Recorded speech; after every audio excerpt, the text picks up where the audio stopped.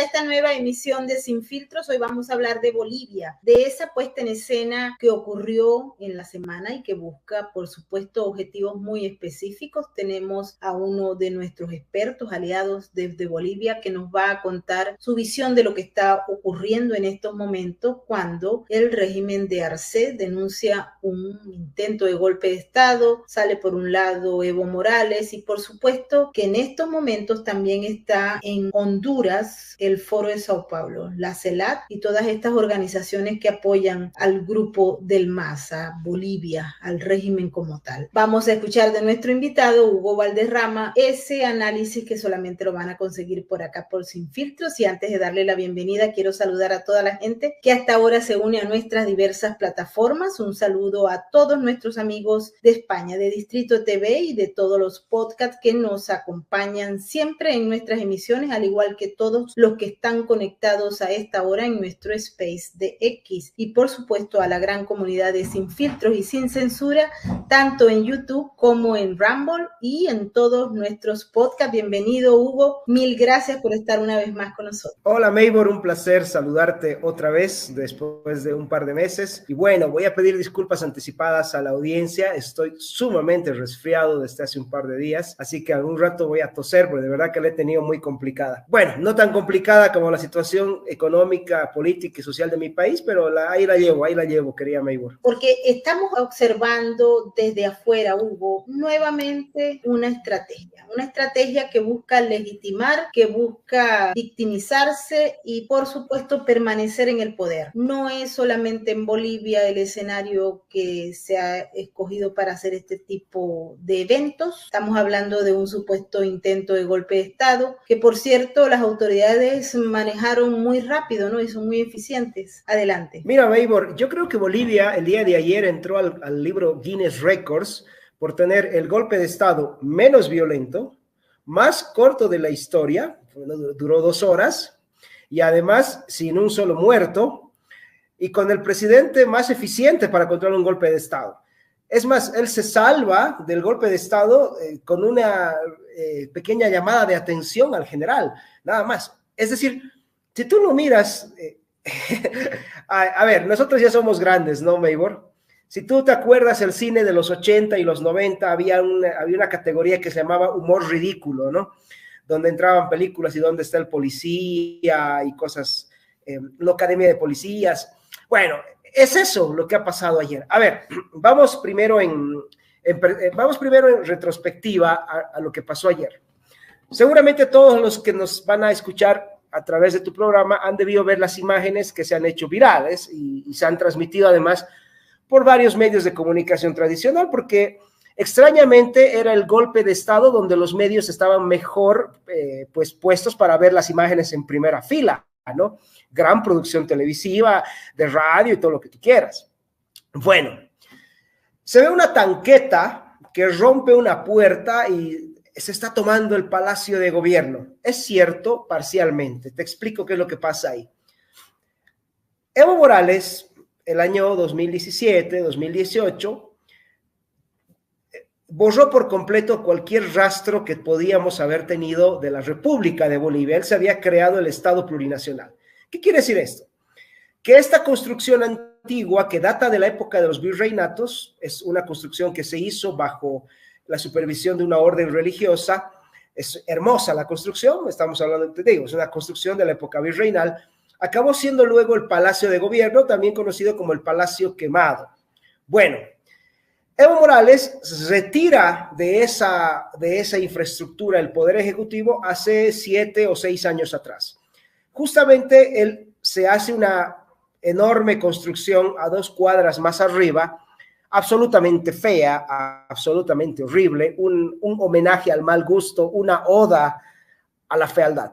Bueno, resulta de que en este edificio nuevo establece Evo Morales su nuevo Palacio de Gobierno, que se llama la Casa Grande del Pueblo, y donde nosotros, el pueblo, no podemos entrar, ¿no? Paradójicamente, nosotros, el pueblo, que además somos los que financiamos con nuestros impuestos todas esas barbaridades del mal gusto, no podemos entrar. Bueno, entonces deja abandonada esta infraestructura hace 6 o 7 años, como te digo.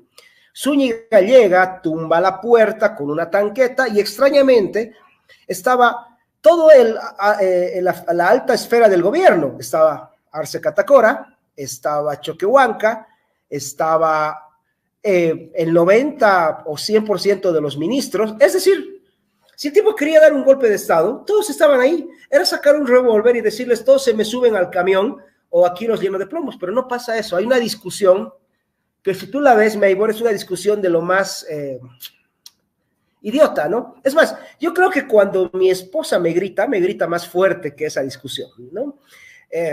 Porque es una discusión, ¿qué te digo? Totalmente de guión, ¿no?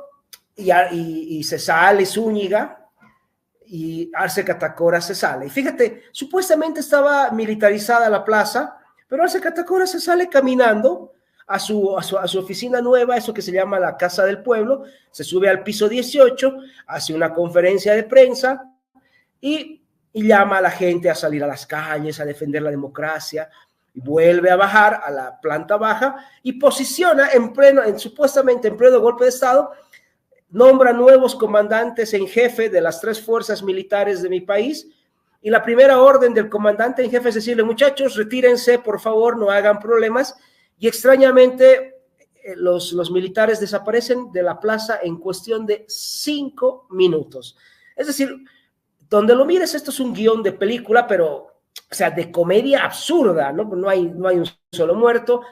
Y entre otros detalles, Meibor se va con policías militares, no con soldados de combate, con policías militares, equipado con gases lacrimógenos y armamento no letal, balines. A ver, no hay que ser un genio para saber que no haces un golpe de Estado con gas lacrimógeno y balines. Por favor, eso te sirve para dispersar una manifestación, una barra brava, pero no un golpe de Estado. No puedes hacer un golpe de Estado con balines, por favor. Se van y en cuestión de 15 minutos todo vuelve a la normalidad y entra la gente de Arce Catacora a la plaza y dice que Arce no estás solo, venciste un golpe de Estado, y empieza toda esta operación internacional de los medios de poner a Arce como el presidente de la dignidad que había salvado a su pueblo de un golpe de Estado. Básicamente nadie en mi país se creyó el cuento. Yo puse una frase en Twitter, no sé si la viste, que se llama, la puse así: Bolivia es el país del mundo donde se dan golpes de Estado estilo vegano, porque no tienen huevos, ¿no? O sea, no tienen nada, es una farsa total, Meibor. Y es una farsa, pero yo te quería preguntar, porque vimos tuit también, por ejemplo, de Yanine Áñez, llamando al respeto de la institucionalidad. Vimos a otros políticos que nos extrañó verlos, pero en esencia, ¿cuál es el objetivo de esto? Mira, Meibor, a ver, el movimiento del socialismo, que yo no le llamo partido político, sino agrupación delictiva, tiene la costumbre de buscar víctimas para apretar clavijas, desviar la atención de la crisis económica. En primer lugar, estamos viendo una crisis económica aguda en mi país, sin comercio exterior, sin dólares, sin competitividad. Arce Catacora tiene en este momento un conflicto abierto con el tercer sector económico más fuerte del país, que es el sector transporte, porque justamente el sector transporte es el que está sintiendo la falta de combustibles y la falta de dólares. Sin eso no se mueve el comercio internacional de mi país, y él viene desviando la atención de las crisis económicas hace por lo menos 17 meses, desde marzo del 2023, cuando nosotros, los bolivianos, nos encontramos que no podíamos acceder a nuestras cuentas en dólares. Han venido sucediendo una serie de cosas. Primero nos decían que había que esperar un tiempo, luego nos restringen la cantidad de dólares que podíamos mover, y hoy no importa que en tu cuenta bancaria diga, no sé, 30,000 dólares, no los puedes retirar, no los puedes mover, inclusive lo que puedas mover al mes en tu cuenta en dólares es absolutamente restrictivo. Te doy un dato, no pasan de 700 dólares al mes. Fíjate que si un boliviano viaja a los Estados Unidos, 700 dólares al mes no significan nada. 700 dólares en Estados Unidos literalmente son nada. Pero bueno, es porque no tenemos reservas internacionales. Todos los dólares en el sistema bancario han sido traspasados al sistema del Banco Central de Bolivia. Hoy no se los pueden devolver porque el sistema financiero boliviano ha confiado ciegamente en esta trampa. Bolivia gasta más de lo que tiene en el subsidio al combustible y la estamos pasando muy mal los bolivianos. Bueno, Arce Catacora usa esto para desviar la atención de una crisis económica que se lo está comiendo y que cada vez le hace muy difícil sostener su narrativa, porque él viene 4 años diciéndole al mundo de que Bolivia es la economía más estable de la región, la que más crece, la que tiene menos inflación, todo este cuento de que aquí es un país de las maravillas. Ya no se lo cree nadie, porque sin cuentas no te pueden cuadrar los cuentos, es una cuestión básica, Maybor. Y lo de ayer ha sido, primero, un globo de ensayo para desviar la atención, y segundo, es terrorismo de Estado, porque lo que están queriendo mostrar es que ellos tienen la capacidad de meter preso a quien quiera, de encarcelar a quien se le ocurra, pero además, Maybor, han acabado de demostrar que las Fuerzas Armadas están totalmente desinstitucionalizadas. Como está desinstitucionalizado el Poder Judicial, que se ha convertido en un sicario de la justicia, los jueces y fiscales primero te encarcelan y luego te inician la causa. No, en el proceso vamos a ver de qué te juzgamos, pero ya estás preso y ahí te van poniendo todo este tipo de trampas legales, muy al estilo de Fidel Castro, de Hugo Chávez en su momento, o de Nicolás Maduro. Lo mismo está sucediendo con el sistema tributario. El sistema tributario boliviano se ha convertido en el mecanismo por el cual le aprietan el cuello al empresario privado. Por eso es que el empresario privado boliviano tiene que estar de lo más calladito, porque si mañana dice alguna opinión que no le gusta al gobierno, le va a venir un proceso de fiscalización de impuestos donde le van a revisar de dónde consiguió aquel calzoncillo que se compró cuando era un adolescente hace 30 años atrás. Es decir, lo van a inspeccionar de todo y le van a sacar un montón de plata y le pueden cerrar la empresa, la mandan a la quiebra, etc. Entonces, tienes terrorismo de Estado, terrorismo financiero, sicariato judicial, y esto es básicamente el andamiaje dictatorial de esta receta del socialismo del siglo XXI. Apretar todas las libertades civiles y generar esta psicosis de miedo en la población boliviana, en general en las poblaciones de nuestros países. Creo que hay un detalle, es que no les ha creído, los bolivianos no les hemos creído, es más, nos estamos burlando de ellos. Y eso es una cosa importante, porque si la gente se burla de estos tipos es que no les tenemos miedo. Y creo que eso es, mientras el boliviano se pueda burlar e identificar y burlarse y generar memes en base a esto, estás en un buen paso, porque estás viendo que la población no ha aceptado el mensaje tan ciegamente y no está dispuesta a entregar por lo menos ese pequeño espacio de libertad. En el caso de Venezuela se está usando la misma estrategia. Fíjate que el régimen acusa de violentos a unos que están prácticamente presos en la embajada de Argentina en Caracas. Dice que va a haber una especie de golpe de Estado y la gente lo único que hace es reírse, porque estos tipos del socialismo del siglo XXI perdieron el respeto de la gente, perdieron la credibilidad, perdieron la legitimidad y lo que dan es risa. Y a pesar de todo el miedo y el acoso y la persecución, terminan siendo memes. Eso es lo que son memes. Te quería preguntar, Hugo, porque en estos momentos se realiza en Honduras 2 reuniones de esa izquierda, que de Bolivia supongo hay representación, el Foro de Sao Paulo y la CELAC. Y hemos visto declaraciones insólitas como la de Mel Zelaya, miembro fundador del Foro de Sao Paulo, que habla como si en Honduras hubiese más democracia que en Suiza. Pero también hace referencia a esas democracias maravillosas directas de América Latina, de Venezuela, Cuba, Bolivia. Lo que se discute allí es la perfección de ese modelo. ¿Qué es lo que tú opinas? Porque ya nada nos sorprende y particularmente los del Foro de Sao Paulo no nos sorprenden. Mira, Maybor, para ser de izquierda se necesita tener 3 características: ser feo, ser tonto y ser malo. Y mucha de esta gente reúne las 3 al mismo tiempo, ¿no? Evo Morales, por ejemplo, ¿no? Cristina Kirchner, etc. Pero ¿a qué voy con esto? Que son malos, a veces son más malos que tontos y a veces son más tontos que malos. Lastimosamente, la izquierda latinoamericana, el Foro de Sao Paulo, tiene de cabezas a los más malos, aunque por atrás estén seguidos de los más tontos. El problema es que los tontos están dispuestos a hacerse matar por los malos, ¿no? Y por eso son seguidores de estos grupos, ¿no? Son gente sin personalidad. Mira, hay un detalle importante. ¿Por qué por qué los malos pueden conseguir tantos tontos que los sigan. Y tiene mucho que ver porque la CELAC, y yo recomiendo mucho estudiar el libro El Foro de Sao Paulo y la Galaxia Rosa, muy buen libro que está disponible de manera gratuita en internet. Explican que la CELAC ha sido una especie de colonialismo de las universidades y los centros de investigación.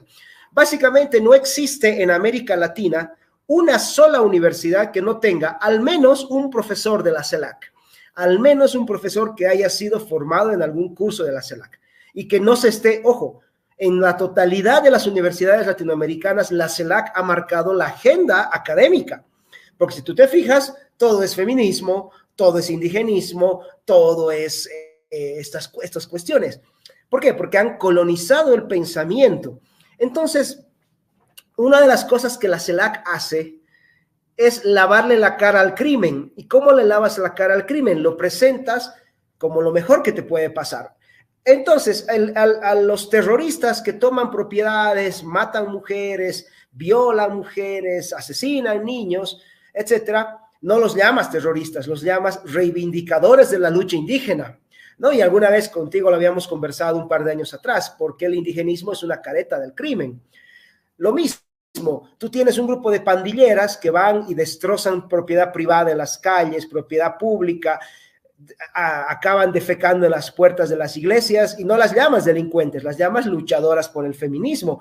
¿Por qué? Porque la CELAC construye las narrativas que sirven de imagen a estos grupos delictivos que no pasan de ser grupos de choque, que no pasan de ser elementos terroristas, piratas del asfalto, como quieras llamarlos.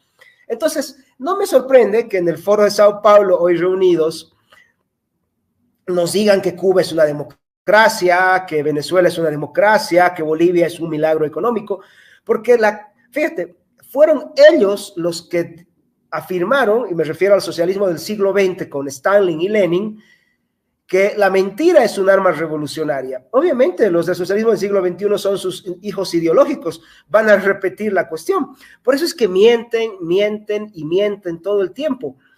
Ahí está lo importante de decir la verdad, ahí está lo importante de plantarse frente a estos y tan solo decir la verdad puede ser un acto verdaderamente revolucionario contra toda esta maquinaria delictiva, Maybor. La mentira es un arma revolucionaria, queda claro. El programa que ellos tienen para desarrollar también incluye el regreso a posiciones importantes de poder en los países donde lo han perdido.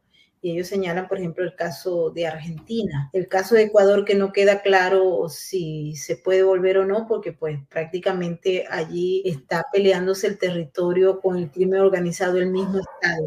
Te pregunto, en el caso de Bolivia, ¿cómo ves el panorama a futuro? ¿Puede haber realmente un cambio a favor de la democracia o se mantiene el socialismo del siglo XXI en su pésima expresión con Arce y esta pelea que tienen con Evo Morales? Mira, Maybor, en mi país la democracia se ha perdido hace 20 años. Hace 20 años se ha establecido un sistema de fraude electoral constitucional y lo que tú quieras llamarlo. Ahora bien, hay una forma posible de rescatar mi país y es entender que se necesita un proceso de toma del poder para la recuperación de la república. Es decir, la clase política boliviana o es falsa porque vive coludida con el MAS o es ingenua porque cree que pueden gobernar bajo este sistema. No, lo que se necesita es una unidad con una sola agenda, ¿cuál? La recuperación de la república, la anulación del Estado plurinacional y la desaparición de todo el sistema judicial que sostiene al aparato de la dictadura del socialismo del siglo XXI. Mientras no se entienda eso, mientras se crea que aquí se puede hacer partidos políticos, mientras se crea que aquí se puede, mientras tengamos la paupérrima idea de que en Bolivia se vive en democracia, vamos a jugar a este juego. No, señores, hay que entender que estamos atrapados y que la única forma es enfrentar a nuestros cautivos y la única agenda tiene que ser liberar el candado, no tienes otra agenda y liberar el candado significa recuperar la república, anular el Estado plurinacional, etcétera. Lo demás puede servir para egos personales, puede servir para pautas publicitarias, pero no sirve para la libertad del pueblo boliviano porque eso se viene haciendo hace 18, 19 años en mi país y estamos en lo mismo. O lo que ustedes tienen en Venezuela, que es exactamente lo mismo. La gente que va a elecciones a perder y lleva a sus ciudadanías a una masacre electoral. Y lleva también a la oposición, a la persecución, al exilio o a la cárcel, ¿no? ¿Cómo se está formando los cuadros opositores al régimen del MAS? Sí, de hecho hay una tremenda ingenuidad, ¿no? No sé, a ver, mientras no entendamos claro que aquí es un sistema fraudulento y de crimen organizado, no la vamos a jugar bien. Y inclusive hay opositores, Meibor, que me critican por decirles delincuentes al movimiento al socialismo. Fíjate, no, es que eso es bajar el debate, eso es nosotros no somos así. Le digo, a ver, señores, yo no estoy bajando el debate, los estoy describiendo, son delincuentes.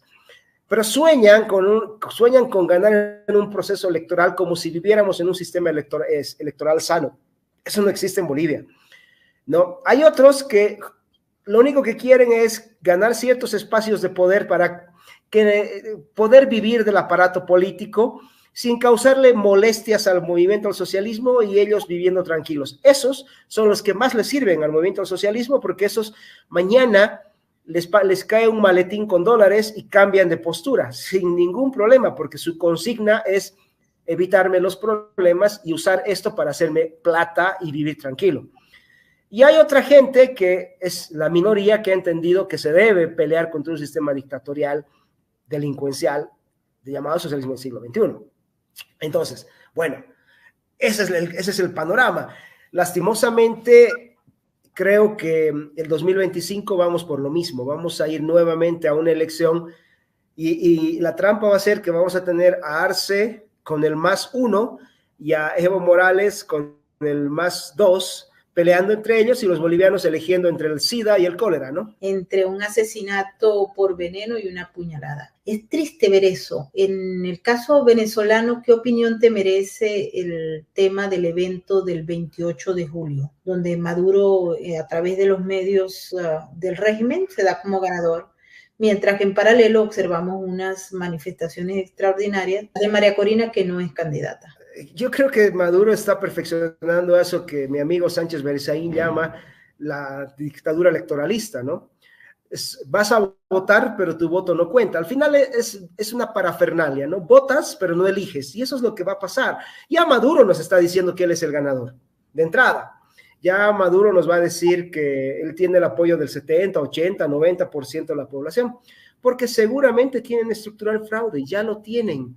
No, estos tipos hacen 3 tipos de elecciones: a la venezolana, que es con fraude, a la de Nicaragua, a la de los sandinistas, que es encarcelando a sus opositores, o a la ecuatoriana, que es mandándolos a matar. No tienen otra forma de hacer elecciones. En Bolivia están practicando una mezcla de las 3, por si acaso, fraude, encarcelan a los opositores y cualquier rato desaparecen a cualquier candidato que se les ocurra. Porque de nuevo, Meibor, no estamos enfrentando a rivales políticos. No se trata del partido A versus el partido B con un programa político que se pueda debatir. No. Estamos enfrentando una estructura delictiva que lo único que tiene es la intención de permanecer en el poder indefinidamente y robarnos las libertades y establecer, pues, sistemas dictatoriales y de narcoestados. Eso es lo que se tiene y no vamos a pelear contra políticos. A ver, Meibor, veamos el concepto claro de política. Tiene que ver con la cosa pública, ¿no? La política tiene que ver con la cosa pública. Entonces, si tú, Meibor Petit, tienes un programa de financiamiento de la construcción de un nuevo puente en la ciudad y yo, Hugo Valderrama, tengo el otro, en el Parlamento, tú y yo debatiremos cuál de los 2 programas es el más conveniente para que la ciudad, el país, pueda tener esta obra civil sin ver afectados sus bolsillos, sin que se suba impuestos, etcétera, la utilidad. Vamos a debatir la cosa pública. Pero, Meibor, no estamos frente a eso. A ver, ¿qué puedes debatir con un tipo como Evo Morales que lleva 40 años asesinando bolivianos y de manera cruel? El caso de los esposos Andrade, que obligaron al esposo a ver cómo violaban a su esposa y luego la asesinaban y luego lo torturaron y lo asesinaron O el caso de mi amigo Marcelo Trujillo, el año 2002, al que rematan porque él estaba herido por una bala de un francotirador, lo rematan a machetazos, más de 150 machetazos en todo el cuerpo y finalmente le aplastan la cabeza con una piedra enorme. Entonces, ¿qué puedes debatir con gente así? Esa gente debería estar procesada dentro de una cárcel y con cadenas perpetuas. No estás hablando de cosas de política, son delincuentes. Y creo que ese es el primer camino que se les tiene que marcar. No se les puede seguir dando esta validez de vamos a debatir con políticos, cosa que yo no la comprendo, no la comparto. Y yo tampoco, definitivamente. Hugo, sé que tienes el tiempo limitado. Quiero agradecerte por haber estado con nosotros explicándole a la gente que está fuera de las fronteras y que no entiende lo que está ocurriendo en Bolivia, pero que ahora pareciera que queda todo claro. Si ustedes tienen algunas preguntas que hacerle a Hugo Valderrama, por favor, déjenlas en las opiniones que están en este video y también a través del superchat para poder entender las inquietudes que tienen fuera de Bolivia y muchas veces fuera de América Latina, Hugo. No, Maybor, un placer como siempre y a tus órdenes, pues en esto que nos une, que es el amor por la libertad. Al final lo que nosotros queremos es un país libre en el cual poder construir nuestros sueños y dejarles solos a nuestros hijos. Lo que nos interesa, nada más. Así es, y mejórate pronto porque te necesitamos. Gracias, un placer, muchas gracias. Igualmente para ti, y quiero agradecerle a toda la gente que ha estado con nosotros en el superchat. Muchísimas gracias por todas sus opiniones y por sus comentarios.